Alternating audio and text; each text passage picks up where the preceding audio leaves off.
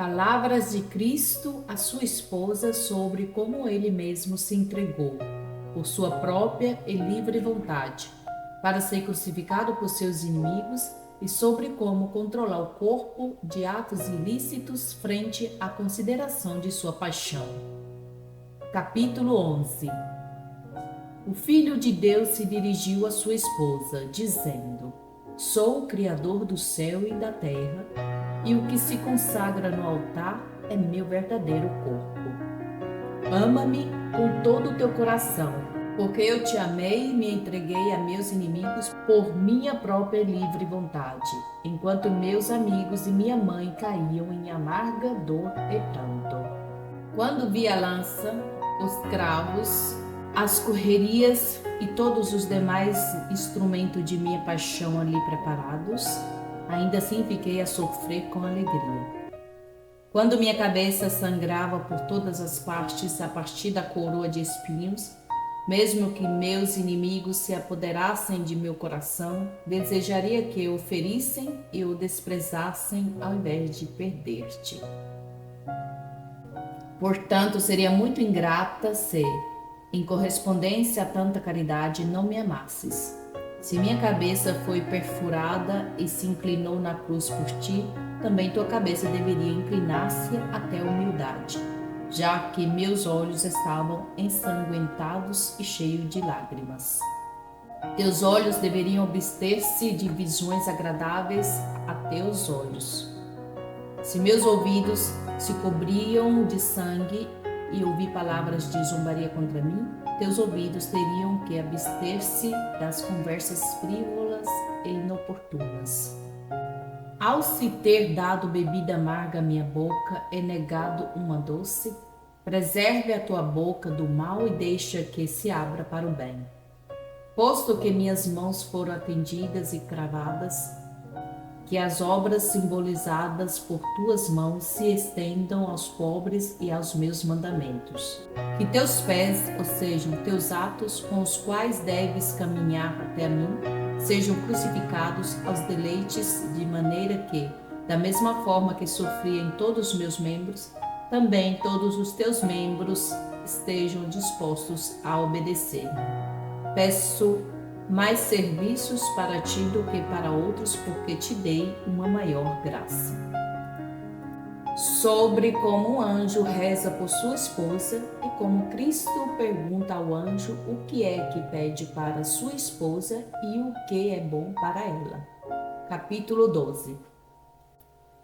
Um anjo bom, o guardião da esposa, apareceu rogando a Cristo por ela. O Senhor lhe respondeu e disse: Uma pessoa que reza por outra deve rogar pela salvação dela. Tu és como fogo que nunca se extingue, incessantemente ardendo com meu amor. Tu vês e conheces tudo quando me vês e não queres nada mais do que o que eu quero. Portanto, diz-me o que é que convém a esta minha esposa? Ele respondeu: Senhor, tu sabes tudo. O Senhor lhe disse: Tudo o que se criou ou se criará existe eternamente em mim. Mas, para que minha esposa possa reconhecer minha vontade, diz-me o que é bom para ela, agora que está escutando. E o anjo disse: Ela tem um coração orgulhoso e arrogante. Portanto, necessita uma vara com que possa ser domada. Então o Senhor disse: Que pedes para ela, meu amigo?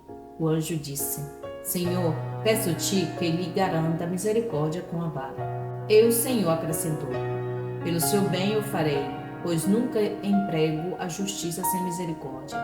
Então, a esposa deve amar-me com todo o seu coração e com boa vontade.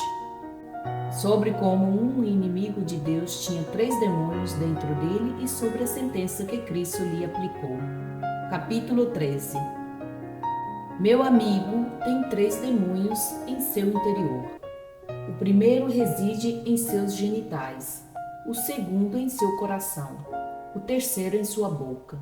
O primeiro é como um barqueiro que deixa que a água lhe chegue aos joelhos, e a água, ao aumentar gradativamente, termina enchendo o barco. Então se produz uma inundação e o barco se afunda. Esse barco representa seu corpo, que é assaltado pelas tentações de demônios e por suas próprias concupiscências, como se fossem tempestades.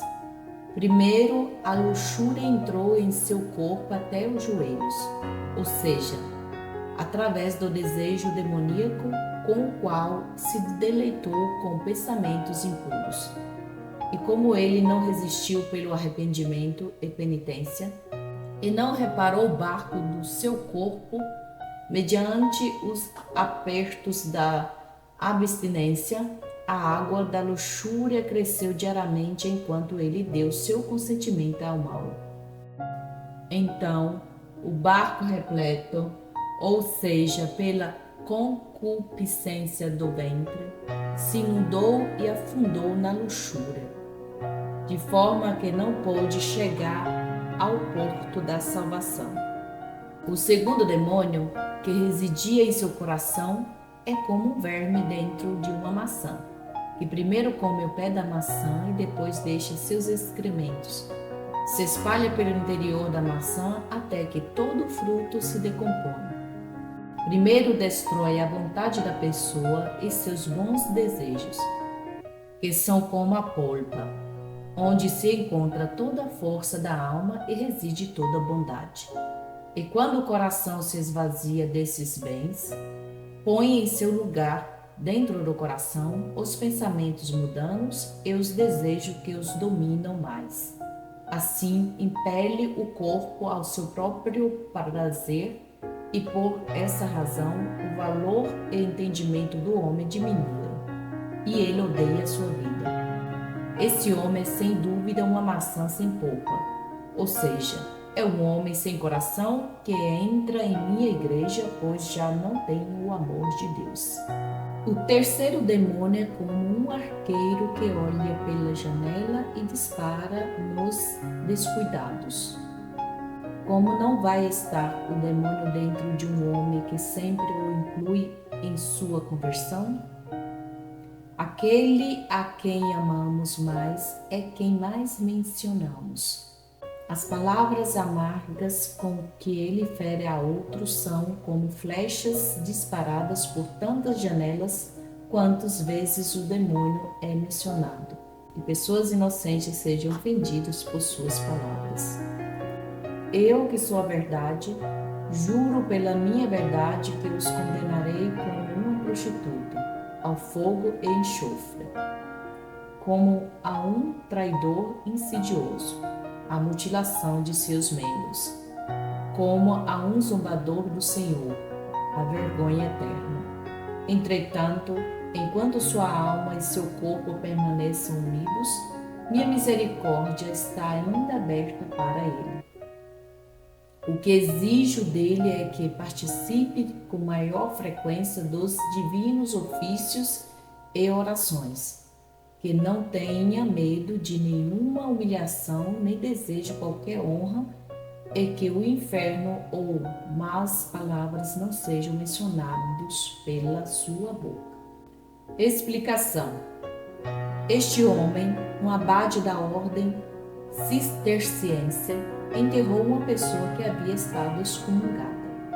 Quando ele rezou a oração de encomenda de corpo sobre ele, Santa Brígida ouviu um êxtase espiritual as seguintes palavras do Senhor.